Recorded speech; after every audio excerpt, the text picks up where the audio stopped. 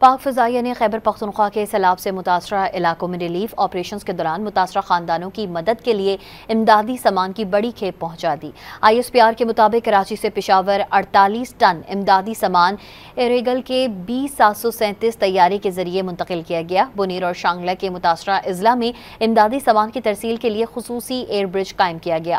متاثرین کے لیے فراہم کردہ امدادی سامان میں خشک راشن شامل ہے جو براہ راست متاثرہ خاندانوں میں تقسیم کیا جا رہا ہے۔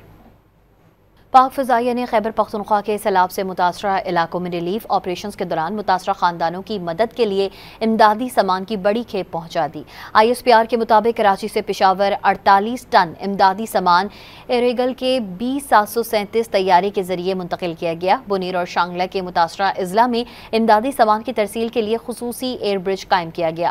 متاثرین کے لیے فراہم کردہ امدادی سامان میں خشک راشن شامل ہے جو براہ راست متاثرہ خاندانوں میں تقسیم کیا جا رہا ہے۔